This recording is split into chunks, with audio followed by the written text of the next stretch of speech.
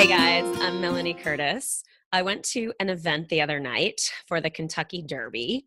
Huge hats, a room full of awesome people. Some people I had met, some people I hadn't met, some people I knew better than others, and some certainly as an opportunity to open up conversations, to level up connections, basically by engaging in conversations that are authentic, that share maybe to a higher level with the intentionality of leveling up a connection when given that opportunity. Of course, the level at which you answer a question in any environment is your choice. I encourage you to trust your gut, but just know that answering authentically and with passion, if it's a question that you're asked that you feel called to answer powerfully, do it. Know that in doing so, you're likely going to level up that connection because that's what authenticity and honesty does. We can talk about that in another video.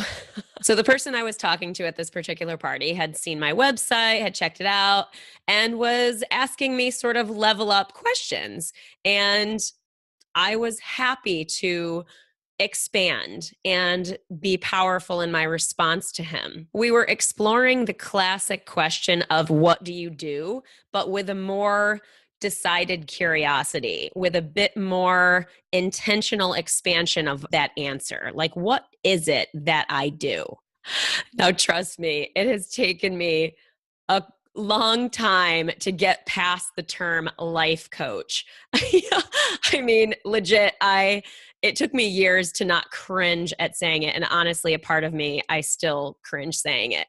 But a part of me has also learned to speak to that. Like, why does that make me cringe? It's because the implication of the term life coach has some automatic understanding or implied perception that the person who is calling themselves a life coach thinks they know everything about life, which is completely ridiculous.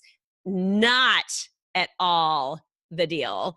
And the way I like to describe it is that obviously not. I'm clearly not an expert in life. We're all humans. We're all doing it. We're doing our best out there, whatever.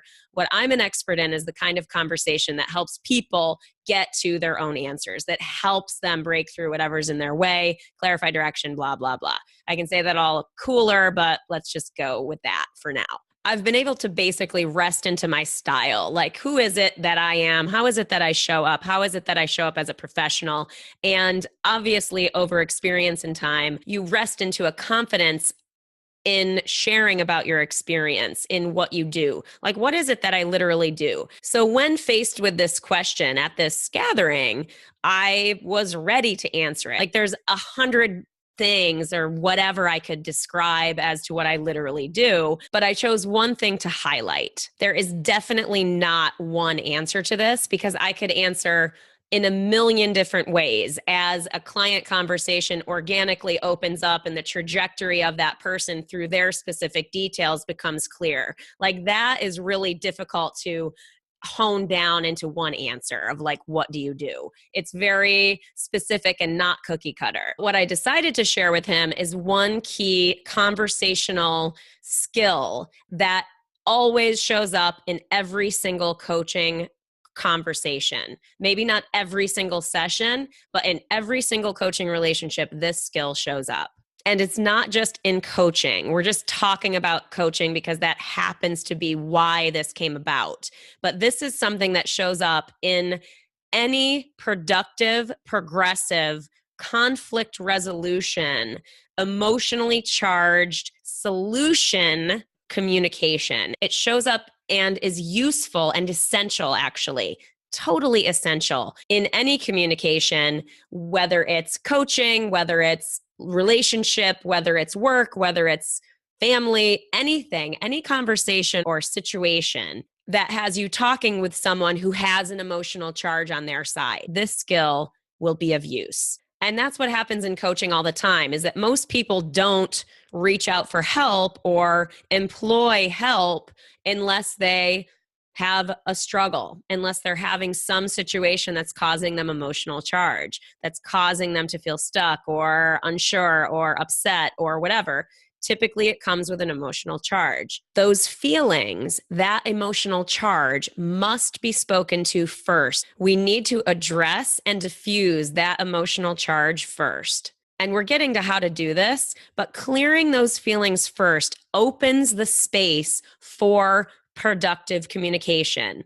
It's like when someone is emotionally charged, we just can't do anything. Like people can't think clearly when their feelings are clouding their judgment, are hampering their ability to think and come up with ideas and be sort of in a flow state, to be creative, to be open to solutions, to think and feel that they're understood. Like there's loads of things that are in the way when emotions are still present. So that is the very first thing we have to do before we do anything else. And I'm not even talking about this like I know the answer of the person. I don't. The person knows their answers, but the emotion is in the way. So, in the role that I have in that conversation, it's my job to help the person clear those feelings out of the way such that they can access what's behind them, so that they can access the answers that they have for themselves. Because that's the deal. I don't have the answers. You do. So, how do we do this? All that's well and good. How do we do it? What's the skill? What is the thing I've been carroting along this whole video so far? How do we actually, in conversation, what words are coming out of our mouth? Like, what's the skill to diffuse those feelings and clear that space for the person to be able to do what I just described? The answer, in short, validation. I remember when I first learned what validation was, it was one of those times when you are like, I should have known this. Like you have this moment with yourself in your own head where you're like, I'm how old and I've never learned this concept, or I've never learned how to do this. Like, oof. But that's normal. Like that happens all the time. You know, you learn something about something else, like you're badass in one area and you're sucky in another area. Like totally normal, totally happens. And so for me, I was, growing as a coach or whatever. And I finally learned what this whole validation thing was. The goal with validation is to help the person, is to really get them to see and believe that what they're feeling, that what they're experiencing is normal, that it makes sense, that given the situation, it is understandable that they would feel that way. Validation is not a blanket approval of a situation or a stance. Rather, it is a reflection of what we see the person experiencing and why it is logical based on the situational elements and current perception of the situation, why they're feeling what they're feeling. So, how do we do that? We speak to the details of a person's situation. We have to speak to the details. We have to make the person understand that we actually understand what's going on over there, that we actually get what they're thinking and what they're feeling. The only way to do that is to express back to them, to reflect back to them the details that you see them experiencing. They need to hear it from your mouth, what you see. And it has to come through in the details. If you just generally try to say, oh, it makes sense, that you're feeling that way, not as powerful. No one is going to feel like you really get what's going on with them and their situation and their feelings unless you actually speak the details out of your mouth like a normal person.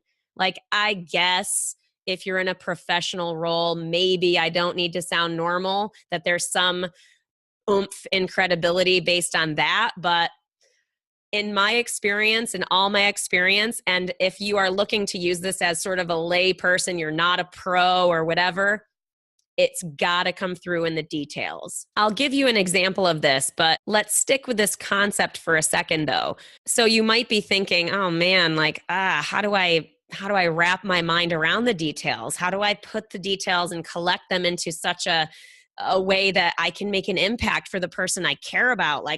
The thought of this might be overwhelming to you if you don't yet have the skill of validation. A way to start building this skill is to go at your interactions with other people, and certainly the ones that have the emotional charge where you may get to practice validating a person, really be in that conversation with them. Like, give the person your attention.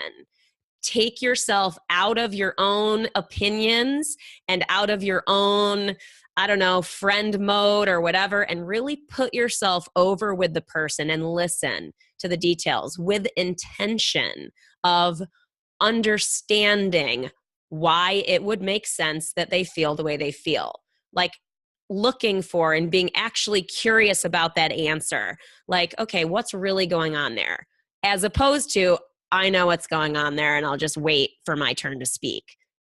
That's just not going to have the power that of what I'm talking about in terms of when we actually are over there and we can reflect back to a person what we see and they actually go, yeah, okay, you're right. That doesn't come unless you've spoken to actually what's going on with them. Like, there's no real cookie cutter thing I can tell you.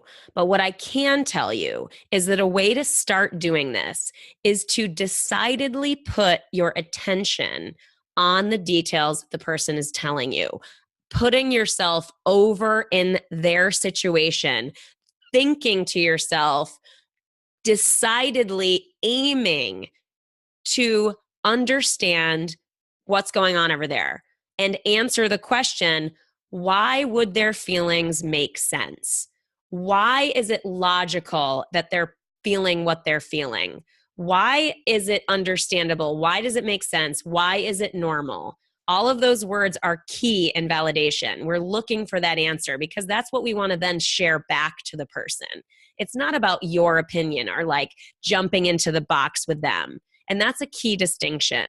As friends and partners, it's totally normal to take on the more protective role, to take on the role of defense, of actually siding with the person, thinking that that's going to actually serve and support them. That, oh, they want to feel my support. So I'm going to be like, yeah, that person sucks or whatever, and just like sort of piggyback their opinion versus intentionally creating space for them to open the conversation up. When we insert our opinion and we support a person to further attach to a singular idea, we actually can do them a disservice. It feels like we're being supportive, but really it just narrows the space and it allows the person to stay stuck in that mindset when really the goal of validation is to open the space, is to say, yeah, and to get the person to go, oh, okay, it sucks and I feel this way and I don't love it, but it does make sense. I'm not a loser because I feel this way. And now I have space for a solution. Now I have space for progressive discussion, for productive creativity. So in this phase, keep your opinions to yourself for now. It's not that they won't be appropriate to share at a later time, but when you're diffusing emotion for a person, your job is to simply reflect back to them what you hear and express why it sounds like what they're feeling makes sense. To reflect what it seems like you see based on what they tell you and why the feelings in that situation make sense. One of the key things to doing this really well is to actually connect to what you're saying. Like, really think about what you're saying. Like, really be like, does that make sense? Are they nuts? I mean, you wouldn't probably say that about your friend, but meaning like, what really, like, really, does what you're saying hold? Does what you're saying hold water? Like, does it actually make sense? Like, you believing what you're saying and honestly being able to say to your friend, partner, loved one, whomever you're talking to, legitimately with actual authenticity, like, yeah, it makes sense because God, X, Y, Z, A, B, C, I'd guess anyone in that situation would be feeling the way you're feeling. Being able to say that honestly and straight is very powerful. And the goal is to get the person to really see this, to really believe it, because that is what will diffuse their emotion and give them that space that we're trying to achieve.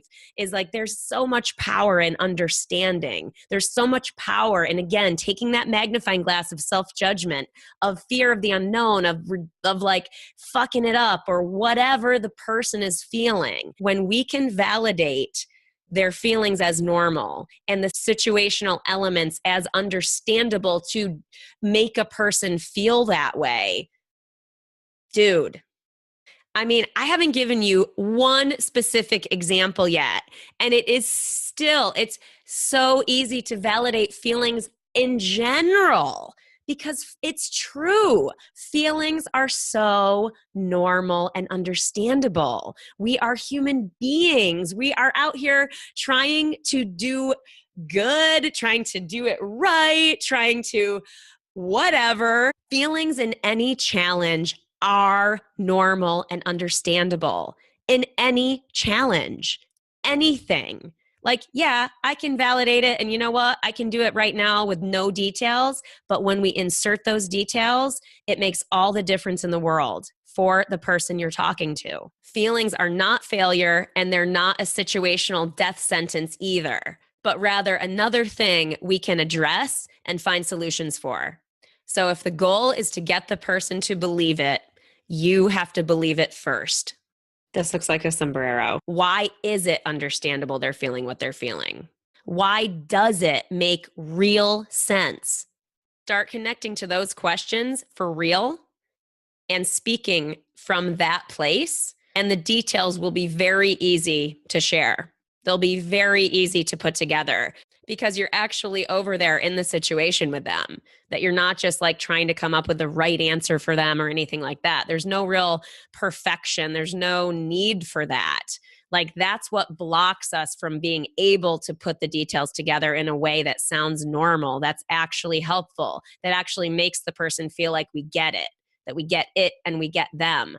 So be curious and vigilant in really listening to the person that you're talking to, really listening and really intentionally going, well, what's really going on here and why is it understandable? I've said that a million times, but that's the key. So here's an example. Say a friend comes to me or a client or whomever and says they're feeling stuck. I don't love my job, but I don't want to jettison my paycheck and give up my lifestyle. Like I'm accustomed to this lifestyle. I don't want to totally put my future at risk, but man, am I unhappy going into work? Like, my boss sucks or whatever. XYZ, ABC, current life, not ideal. And I know it, but I don't know what to do about it. I'm a go-getter. I'm willing to do shit. I'm not just sitting over here complaining, but I've thought about stuff and I just can't seem to come up with like, what is the solution here? I just hate my job, or I know this is not a sustainable current path, but I don't know where to go. I don't know what path is right. I don't know what's gonna make me happier. I don't know how to safeguard my future and find happiness, et cetera, et cetera, et cetera. So how I would likely respond to this, and mind you, this is still a pretty general example. I didn't include that many details in this situation. So there's not too many to collect. I would definitely be curious about more details of this situation. But if I just had to validate from this share alone, where I'm getting the detail of he doesn't like his job, unhappiness there. So that's something to validate. I don't know what to do. Uncertainty, stuckness, the unknown, fear, validation available there as well. I'm not lazy. I've tried things before, or I've thought things through and I still don't know the answer. Validation here also of what used to work doesn't work anymore or doesn't seem to work. So I'm not sure. More uncertainty, more concern. So given all that, why do those feelings make sense? Why does what he's experiencing make sense? Why is it normal? Why is it understandable? And why is it logical?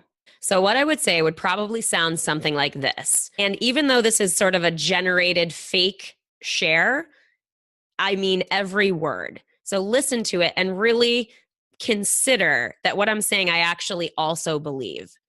So I would say to this person, first of all, man, like, it totally makes sense. You're in a job that you hate. That, I mean, anybody would be unhappy, I think, in that scenario. I mean, nobody wants to spend their days and their time, which is very valuable, feeling stuck and like shit, going to spending your time doing something you clearly don't love and you know you don't love it. Of course, you would feel bad about that. I'd guess anyone would. All true. Secondly, it totally makes sense that you would want to figure this out. You're a person who clearly is willing to, like you said, you're willing to do what you need to do to figure stuff out. So you've taken that action already. And yeah, man, if you've historically found answers and clarified your direction easily, and this time it's not working, it makes sense that you would feel kind of like, well, dang, shit, yeah, it makes sense. It is 100% logical that you would have a little concern about that. Like, uh-oh, is this something I can figure out? Obviously, anybody feeling like their life and lifestyle is at risk of being stuck, like anyone would feel terrible thinking that. So completely understandable. Now, there's plenty more I could say, and I could go on and on with this example, but the idea of sharing it with you is that that's all true. Like, that's all true. Like, it would suck. I would guess anyone for real would be upset in a situation where they felt stuck, where their future felt really in peril, like that. I tried to figure out this before and it worked, but now it's not. And I still feel bad. And I don't know the answer. And that's not comfortable either. It is so normal and so understandable that anybody in that type of situation would feel bad and feel scared that they don't know the answer. What's awesome, though, about this person, fictional or not, is that they are doing something beyond what they've done before. They've brought it to a conversation with someone that might be able to help them. And it's not about me and having a conversation with me. It's about basically doing something that you have not done before as clear evidence that you are not going to let this be your life. You're not going to let this stuckness be your future forever. That is most definitely something I would acknowledge for the person beyond the validation of why the feelings make sense. Acknowledgement and validation tend to go hand in hand. So validate and then acknowledge them truly for what's going on. Also must be real, must be true. It's true that this person got on the phone with me and expressed a not so fun thing to express. Like, I don't feel good. I'm scared. I don't know what to do. Those are not fun things to share, whether it comes through in details or not. But what's awesome is that it showcases the strength the person has and the willingness the person has to do the work to overcome whatever they're stuck around. I will always say a huge fuck yeah to that, because that is basically you caring about yourself and your life. And that's legit. Another thing I would add at the end of all of this stuff, of anything you express to another where you're reflecting what you feel like you see, what you think that you hear, what it sounds like that you hear, is that you always want to give them the space to correct you if what you're saying is not accurate for them. So I often say, almost every time, unless there is a trust built already that this is implied always, is I will say, correct me if I'm wrong. And I mean it. I genuinely mean it. Like, as someone who is out to validate another and to clear that energetic and emotional space for them, I don't give a crap about being right. Like, I don't care. I don't need to be right about why you're feeling what you're feeling or the situational elements that are at play. Is that I'm just reflecting back to you as part of this conversation, as part of this back and forth. So if they correct you, awesome. That's great, in fact. What that does is it gives you more information. So if you hear something new, basically it's just a back and forth. If there's more to validate, new details to share and reflect back and to validate feelings around those details, great. Repeat the cycle until the emotional space is clear, until that person feels like you get it, until that person feels like you get them. That is the place where powerful, productive solutions are born. And that's a wrap, team.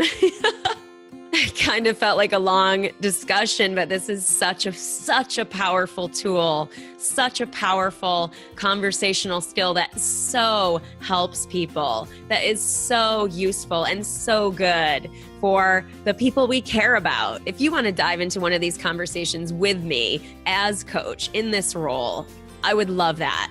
We can do a sample session. I'm always here for that. That's certainly what I do. No pressure. I hope this video gave you a lot of value and gave you some cool things to start thinking about when you're in conversation or in emotionally charged situations with people that you love or just people that you're around at all that you don't even know that well.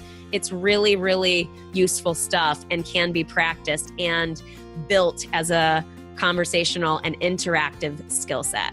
Muscle. Drop me an email anytime, you guys, with anything else you'd like to see me address in one of these videos. The Facebook page, facebook.com, melaniecurtis11 is where the primary social media takes place. I am on Snapchat now, which is a look into the behind the scenes of this whole living the dream, whatever this is that we do over here. Would love to connect with you guys on any of those avenues. So yeah, hit me up. And see you next time. Thank you. This looks like a sombrero.